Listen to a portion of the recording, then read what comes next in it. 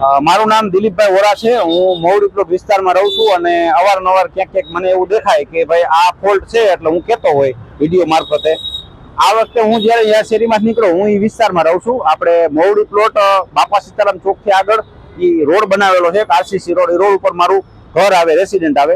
ત્યાંથી હું નીકળો એટલે મને આ એક અજુબો દેખાણો કે ઘણી વખત એવું બને કે વરસાદ આવે તો રોડ ધોવાઈ જાય, વરસાદ આવે તો નુકસાન થતી હોય, પણ આ વખતે આખું સ્પીડ બ્રેકર ઉપડીને એક શેરીમાં વયું ગયું। સ્પીડ બ્રેકર આખું, એમાં કાંઈ કટકો નહોતો થયો, ક્યાંય કાંઈ નહોતું થયું। એટલે મને જરાક અજુગતું લાગ્યું, મેં વિડીયો બનાવ્યો। આ સ્પીડ બ્રેકર ઉપડીને શેરીમાં વહી ગયો। વિચાર કરો, વિકાસ કેવો ગણાય? વિકાસ આ લોકોએ કેવો કર્યો છે? બનાવતી વખતે કેટલી ઝીણવટ ભર્યું અને ધ્યાન રાખ્યું છે કે આ બનાવતી વખતે એવું લાહું કામ બનાવે, એવું બનાવે મઠારી કે લોકોને એમ લાગે કે આ ઐશ્વર્યાબેન ના ગાલ જેવો બનાવ્યું। પછી થોડોક ટાઈમ થાય ને એટલે પ્રીતિ જિંટાબેન ના ગાલની જેમ ખાડા પડે એમ ખાડા પડે।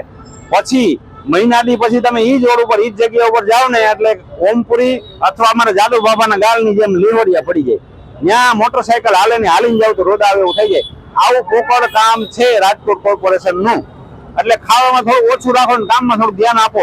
કમસે કમ 20-25% તમે ખાઈ જાઓ, અમે કહીશી તમે આ બધા ખાતા જ હોય, પણ ઓછું ખાવ થોડુંક, અને પબ્લિક વાય વધવા દો। વેરો ભરે છે, ટેક્સ ભરે છે, તો બિચારા વાહે કંઈક વધવા દો। રાજકોટમાં એવી, આ ગુજરાત આખાની વાત કરો, બેકારી એવી છે, રોજગારી ક્યાંયની છે નહીં, અને તમે આવા બધા ખબડકા મારી લ્યો આમાંથી, અને લોકોના કામ આ રીતે પડ્યા દે તો આ સારું ન કહેવાય। આ કુદરત તમને માફ નહીં કરે।